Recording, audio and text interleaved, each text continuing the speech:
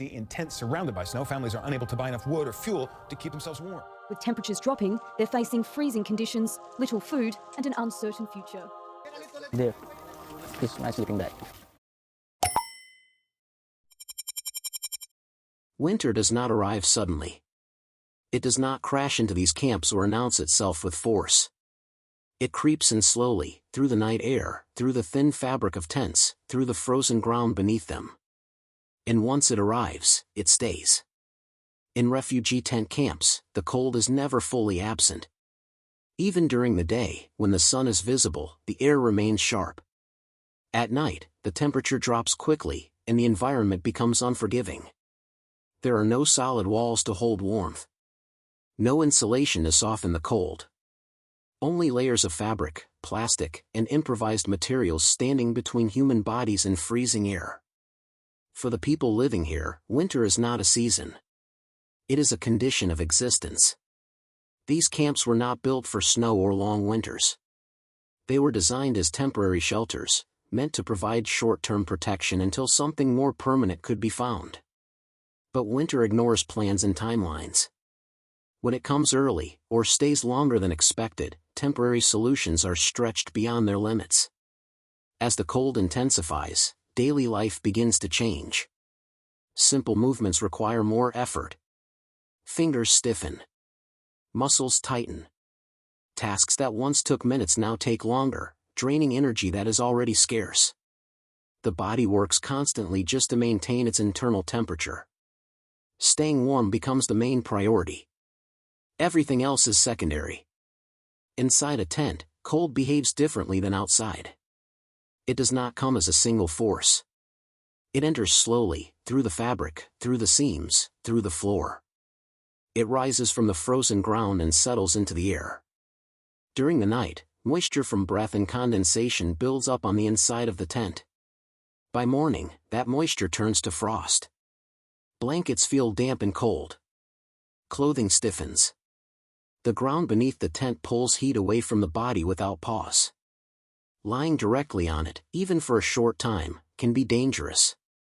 To survive, refugees adapt their shelters as best they can. Plastic sheets are layered over tent walls. Cardboard is placed on the ground to create separation from the frozen earth. Extra clothing, bags, and fabric are arranged to block wind and trap warmth. None of these measures are perfect. None of them eliminate the cold. But they slow it down. In winter, survival is often about reducing loss. Losing less heat. Losing less energy. Losing less strength over time. Heat becomes the most valuable resource in the camp. And also the most dangerous. A small flame can change everything. It can warm hands that have gone numb. It can make the air inside a tent feel bearable again. It can turn a space of suffering into a temporary refuge. But fire inside a tent is never safe. Fabric burns easily. Smoke builds up quickly. Carbon monoxide has no warning. Refugees learn to manage this risk carefully. Candles are placed inside metal containers. Small gas burners are used sparingly. Improvised stoves are built from whatever materials are available. Flames are kept low. Ventilation is monitored constantly. Every fire is watched. Every moment around it is deliberate. As night approaches, tension rises. Temperatures drop faster than expected. Wind becomes stronger. Sounds carry differently through the camp. Many people prepare early, knowing that once darkness settles in, options become limited. Clothing becomes the first and most important layer of shelter. During winter, refugees often wear all their clothing at once. Jackets over sweaters. Sweaters over shirts. Scarves wrapped tightly around the neck. Hats pulled low to protect ears and forehead. At night, coats stay zipped. Boots remain on. Nothing is removed unless absolutely necessary. Wet clothing is dangerous in freezing conditions. Moisture pulls heat away from the body and accelerates exhaustion. Drying clothes is difficult when there is no heating and little space. Socks are placed near small flames. Gloves are tucked under blankets, relying on body heat alone. Every dry layer matters. Every decision counts. When night fully settles over the camp, the cold becomes heavier. Sleep comes in fragments. People wake often, shifting positions, rubbing hands together, checking on others inside the tent. Deep rest is rare. Endurance replaces comfort. This is what winter looks like when there is no shelter. As night deepens, the camp grows quieter, but the cold grows louder. It presses against every surface, slipping through small gaps and weak points. Wind moves between the tents, carrying frozen air from one shelter to the next. Even when everything appears still, the cold is active, constantly pulling warmth away from the body. Inside the tents, people adjust their positions again and again. Some sit upright, knowing that lying flat allows cold to spread faster through the body. Others curl tightly, pulling their knees toward their chest, conserving as much heat as possible. Movement becomes a strategy. Stillness becomes a risk. Sleep rarely comes all at once. It arrives in short intervals, interrupted by discomfort, by noise, by the need to check a flame or listen to the wind. Many learn to rest lightly, staying aware even while exhausted. In winter, awareness can mean survival. For families, the cold brings a different kind of pressure. Children lose heat faster than adults. Their bodies are smaller, their energy reserves lower. A child who feels only uncomfortable during the day can become dangerously cold at night. Parents adapt instinctively. Children are placed in the warmest part of the tent, farthest from entrances and seams. Blankets are shared. Bodies are pressed close together. Jackets are wrapped around smaller shoulders. Even sleep becomes a coordinated effort. During daylight hours, winter does not disappear. It only loosens its grip slightly. When the sun is out, tents are opened briefly to let light in. Snow is cleared from entrances. Moisture is wiped from interior walls whenever possible. These moments are short, but necessary. Small routines form as a way to regain control. Water is warmed slowly over a flame. Simple meals are prepared when fuel allows. Hands are held near heat for as long as possible. These routines provide structure in an environment where comfort is limited. Winter changes how time is experienced. Days feel shorter, even when they are not. The mind becomes focused on the next cold period, the next night, the next drop in temperature. Planning extends only as far as the weather allows. Mistakes in winter are rarely dramatic. They are quiet. Leaving a tent open for too long. Forgetting to dry a piece of clothing. Allowing snow to build up around an entrance. Each small error reduces the margin for survival. Most people learn quickly, often by observing others. Knowledge spreads through quiet observation rather than instruction. What works is repeated. What fails is avoided. In this way, survival techniques are shared without words. Heat and food become deeply connected. Eating provides energy, but without warmth, that energy is lost too quickly. The body burns calories faster in cold conditions, working constantly to maintain temperature. Hunger and cold reinforce each other, weakening the body over time. Some refugees gather together during the coldest hours of the night. They sit close, sharing warmth and presence. Conversation is minimal. Silence becomes a form of communication. The goal is not comfort, but endurance. The cold isolates people from the outside world, but inside the camp it often forces proximity. Space becomes shared. Privacy becomes secondary. Survival takes priority over all other needs. Morning arrives slowly. Light filters through the thin fabric of tents. Frost clings to walls and ropes. Water containers are frozen solid. Breath forms clouds even inside the shelter.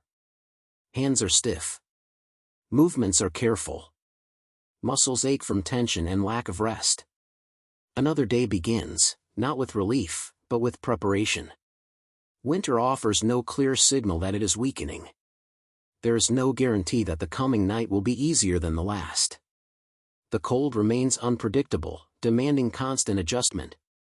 In these camps, survival is built from repetition.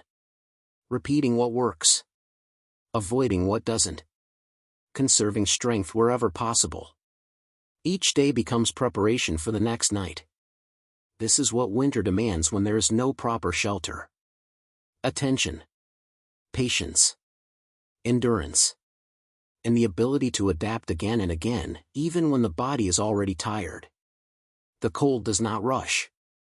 It waits. And those who survive learn to wait with it. As the days pass, winter reshapes the rhythm of life inside the camp. What once felt temporary begins to feel routine. People learn to read the weather not from forecasts, but from the air itself, the way the wind changes direction, the way the cold settles earlier in the afternoon, the way the ground hardens beneath their feet. Survival becomes less about reacting and more about anticipating. When to gather fuel. When to conserve it. When to stay inside the tent and when to move, even if movement is uncomfortable. Every choice is weighed against the cold. The body adapts, but only to a point. Fingers remain numb longer. Skin cracks and dries. Breathing cold air becomes tiring. Over time, exhaustion builds quietly, layer by layer, much like the cold itself. In these conditions, people learn to recognize the limits of their own bodies. Shivering becomes a warning sign. Slowed movement becomes noticeable. Confusion, even mild, is taken seriously. The cold does not announce when it is becoming dangerous. It simply crosses a threshold. Refugees learn to watch one another. A person who stays too still. Someone who stops responding quickly. A child who grows unusually quiet. These signs are noticed not out of fear, but necessity. When winter is severe, community becomes another form of shelter. Not formal, not organized, but instinctive. People check on neighboring tents. They share small amounts of fuel. They exchange simple advice learned through experience. No one speaks of mastering the cold. The goal is never to defeat it. The goal is to endure it long enough for it to loosen its grip.